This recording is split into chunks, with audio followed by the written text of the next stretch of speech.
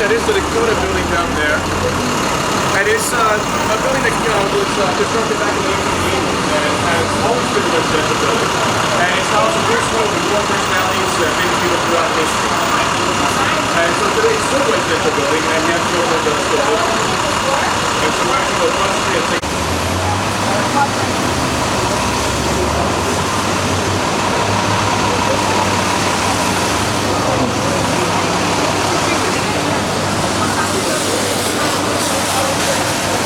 great view. I wonder who chose that.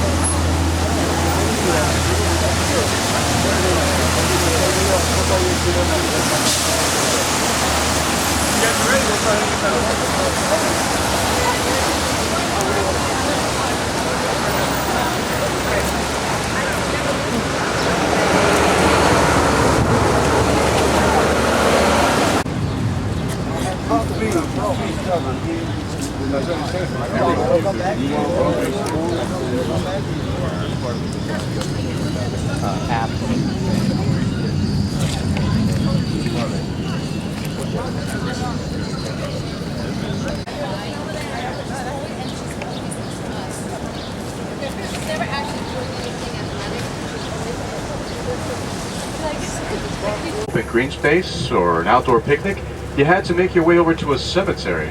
That's exactly what people did. In fact, it was Greenwood Cemetery that was the inspiration for Central Park, and Greenwood Cemetery is right.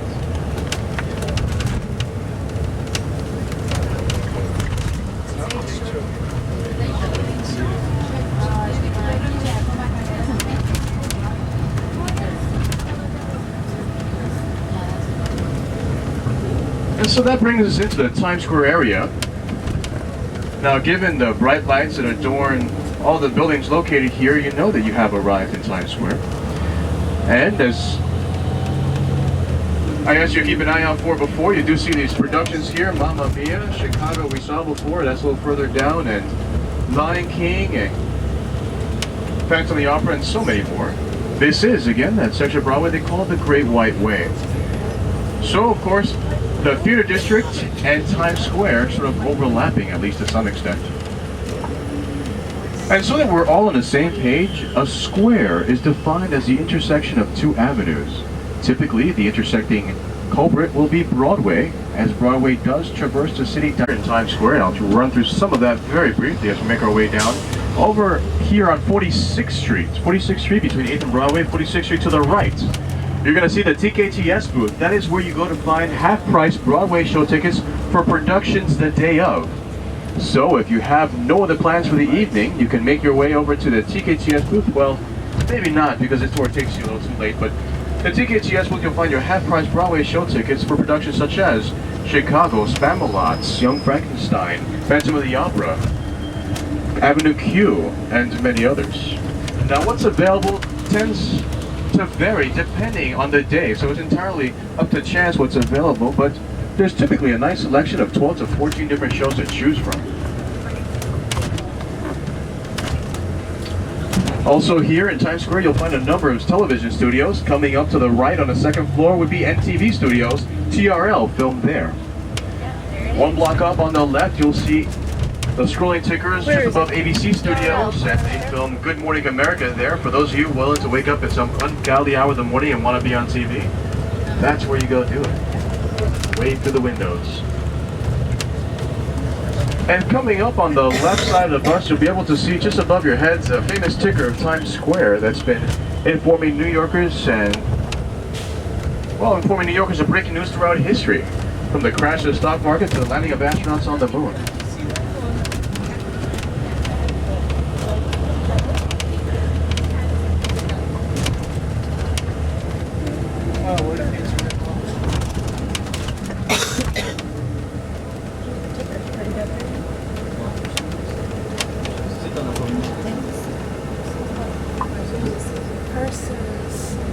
So now that we're leaving the Times Square area behind, the next district of New York that we're about to encounter is called the Garment District, or the Fashion District. The former function of the Garment District was to supply the factories of downtown New York City with the materials necessary for the fabrication of clothing. That means that here you once found a tremendous number of specialty stores that included wholesale material stores, zipper stores, thread stores here. And off to the left side of the bus, in just a moment, we'll be passing by the biggest needle in button you've ever wanted to see. And that's to commemorate the present day and former function of the garment district. If you look into the second floor windows of any of the buildings we're passing by, you're likely to see either some of those specialty stores I alluded to, or possibly the fabrication of clothing ongoing here in the garment district. And while you'll find factories here, possibly some hotels and office space, retail stores, what you will not find are people walking their dogs or taking their kids to school or grocery shopping. That's something that does not exist here in this commercial zone.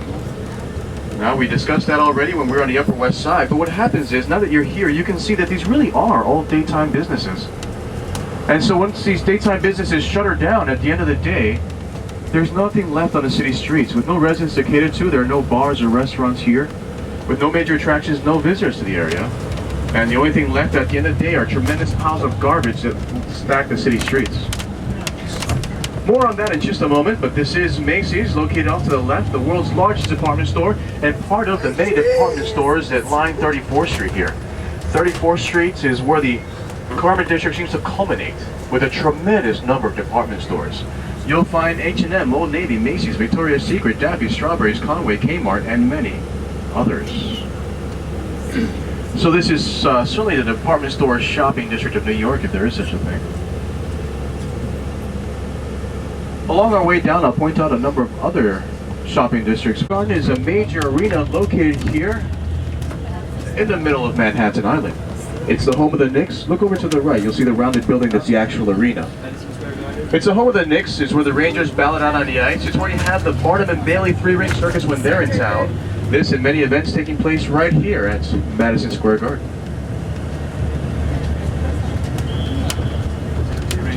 So quickly to finish up on the garbage on the city streets, well, that's all that you find down here. It's an unfortunate byproduct of industry. And the city does provide free garbage pickup for residential refuse and for city trash cans, but not for commercial refuse. And so these businesses must hire out private garbage pickup trucks to collect the massive amounts of garbage produced every single day. And so you'll see them roaming the streets every single day.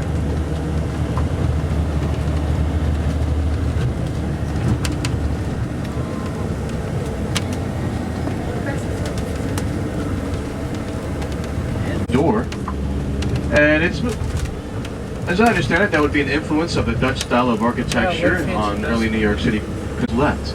However, because there are relatively few brownstones left, people pay a lot of money to own one. Now, our next scheduled stop would actually be in about a half an hour, and that would be one of our longer breaks that we're taking today. However, if there's anyone that feels a bit uncomfortable and would like us to see if we can schedule something a bit soon. Okay. So I guess we're okay for the time being.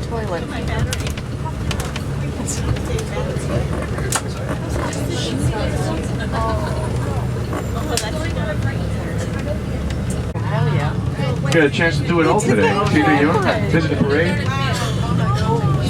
Now, as you look around, you may notice that this is one of our more adult parades. Oh my. Yes. It's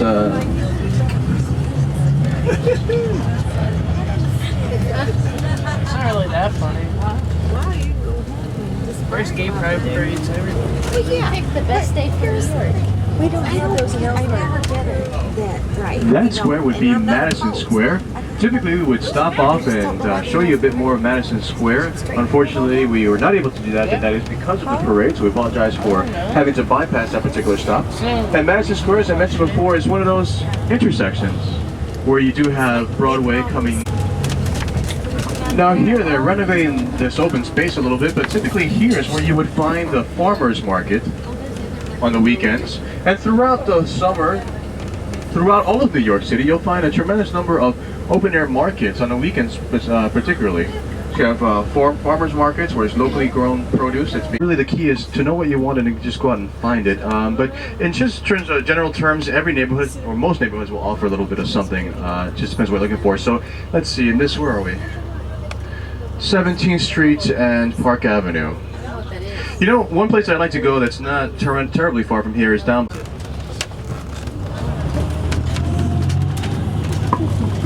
So now what happens is that we just cross 14th Street, and whenever you cross 14th Street, you're always entering or exiting the village. If you're on the west side, it's the Greenwich Village. If you're on the east side, it's the East Village. And so right now and the reason you find so many bars and eateries there is, of course, wherever you find college kids, you always find college bars.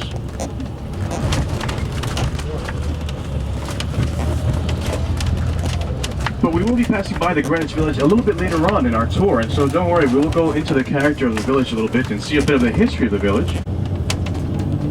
And Soho is so called because it is south of Houston Street. So we did pass Houston Street back there, that ridiculously bumpy section of road. Well, that was a major intersection known as Houston Street. And once you cross Houston Street, you're in Soho. And Soho's claim to fame is the fact that it houses the world's largest collection of cast iron buildings. For example, over to the right, you see this building here in the corner with the green structure around the windows. That's all cast iron. It looks like stone, but it's only cast iron meant to look like stone. So you put a magnet up to it, it'll stick. Very prolific in the decades to follow. It's a stepping stone in terms of building materials on the way to steel construction. And with cast iron construction, it's a cast iron frame holding up the building, no longer the walls. What that means is that instead of weight-bearing walls, you can have these big, beautiful windows. And if you look in through any one of these big, beautiful windows, you'll see its pillars and columns that are holding up the building, again, no longer the walls. What that does is create a tremendous amount of space within the buildings, and that is something that revolutionized a number of things in New York. One of which was shopping. Because prior to cast iron construction, if you were going shopping, you would walk into a small store, walk up to the counter and tell the person, I'm looking for a particular dress, a particular size, a particular color. And they would then go to the back and look through their very neatly organized inventory and bring that dress out for you. However, with the advent of all the space created by cast iron construction, they can simply lay out the entire inventory on the store floor and allow you to shop for yourself, and you have the birth of department store shopping. Way over to the east side, we're headed that way now, but it does extend along Canal Street. This is sort of the tail end of Chinatown, and Canal Street is where you go shopping for inexpensive accessories. That's hats, wallets, watches, t-shirts, and of course, purses. Anywhere you see purses being sold on the outsides of the stores here along Canal Street, there's a fairly good chance there's also a secret little room in back to which you gain access by speaking with the attendant. They'll whisk you back there, whispering a secret password or a knock, and before you know it, you'll be shopping for Gucci, Prada, Louis, whatever's popular with the chickies these days. It's fairly well understood that merchandise is not the original. However, you will not be paying the original prices either. The Asian females and African American males also hawking their illegal fares out on the city streets here. So another option for when you're down here. So you go from Soho to Chinatown. Chinatown McDonald's coming up on the right. There you are. Always an interesting sight.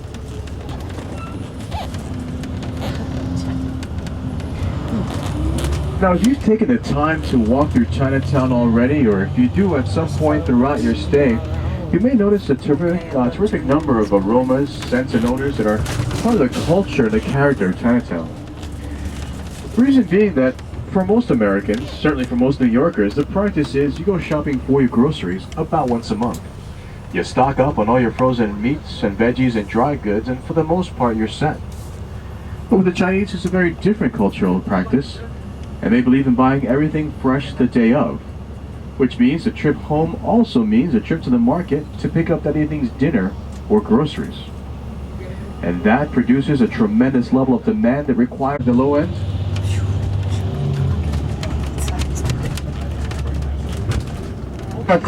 Hold that thought. If you look to the left here, you will see Little Italy. So we'll take a little slow for you, so take a quick gander down. That is Mulberry Street, that is Little Italy.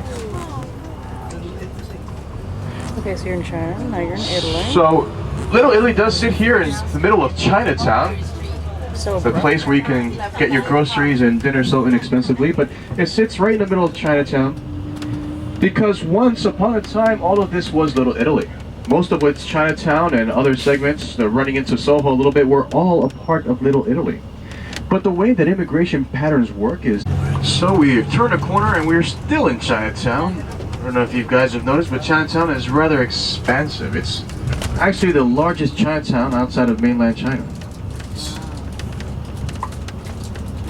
So large, in fact, there are reportedly more Chinese people living in Chinatown, New York than there are living in Hong Kong.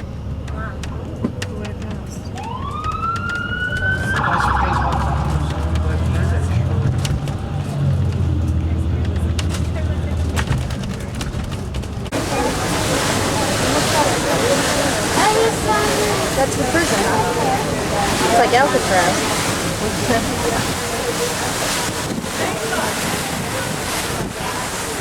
And then by it is Staten Island.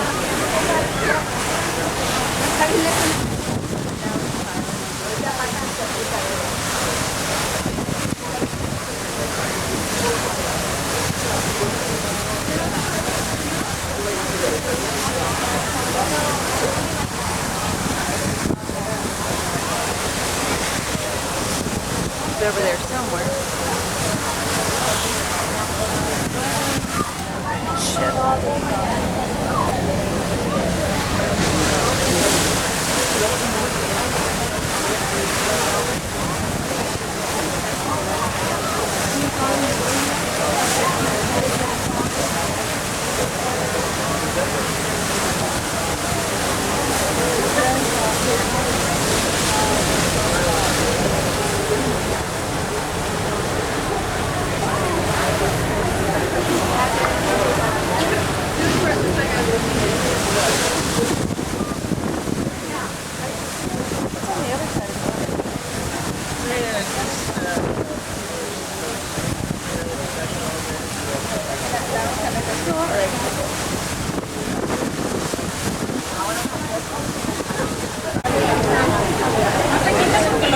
Luego se quitan y están cerquita. Tiene que pasar por allá. Vamos por allá. Sí, porque ya de pronto pasa un barco más cerca. No, tenemos que cerca de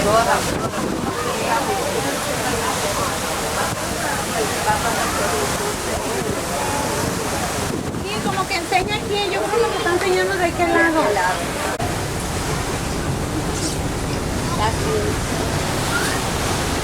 So this is the New Jersey side? Yeah. What bridge is that? Washington.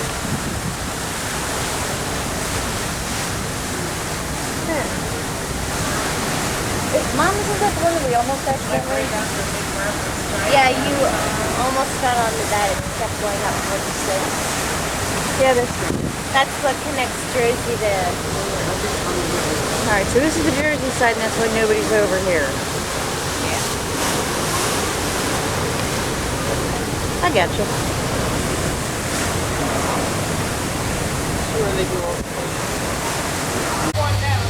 Okay, we'll meet you down. Well, I was going to get them in front of it.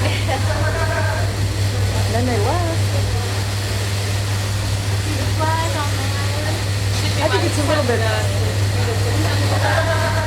We have more sun coming back.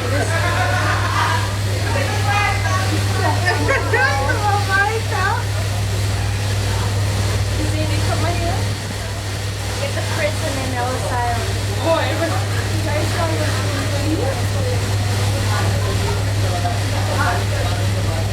There's a really good shot of the city right there. Oh, God, yeah. Watch my purse.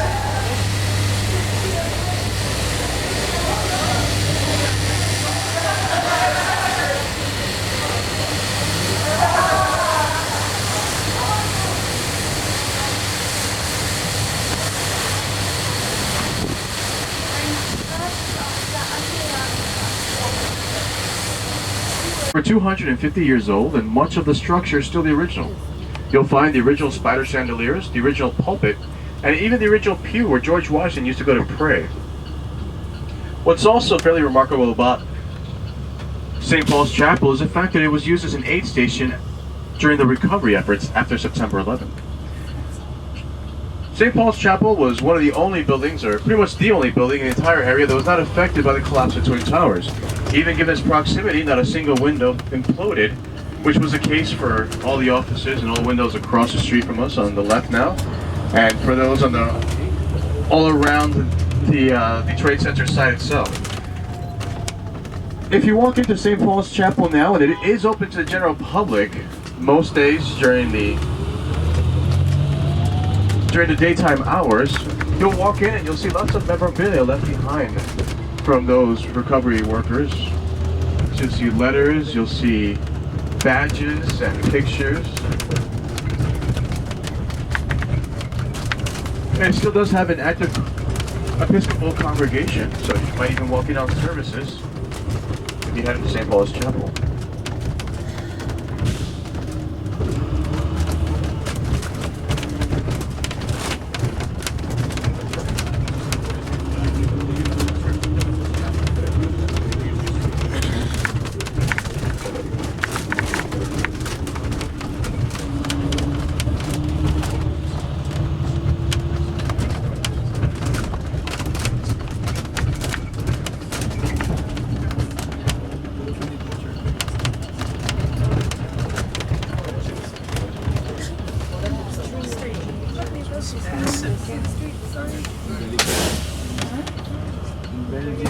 So guys, just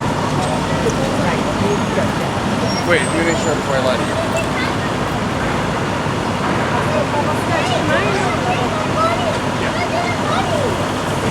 Yeah. This is like.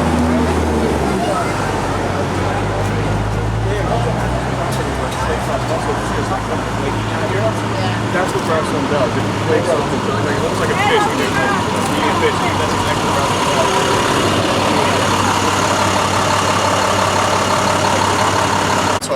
And it was constructed by the Dutch in order to help to prevent from invasion by the British or by the Native Americans. So altogether not a very successful war. But nonetheless, it ran from water's edge to water's edge. And everything south of that was New Amsterdam. Eventually that became Old New York. And down here you might expect to find even more historic buildings than what we've seen already. There's a lot of skyscrapers when we're leaving Manhattan, not a lot of short brownstones or townhouses. And the fact is, in New York, like most early urban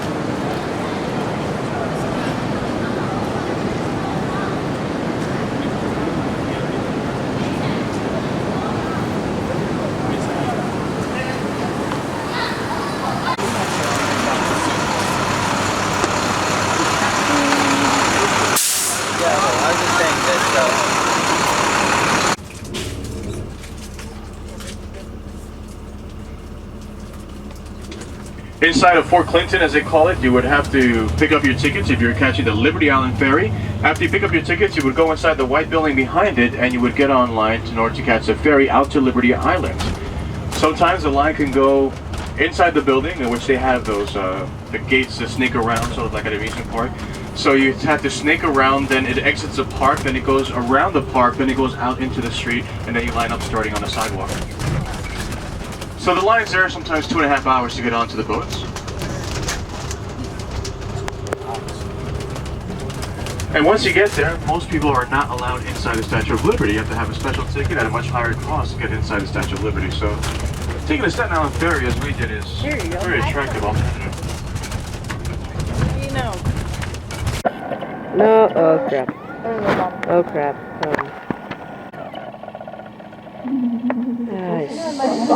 No. Wait. Where? Oh. Well, see, I was trying to press that play button right there.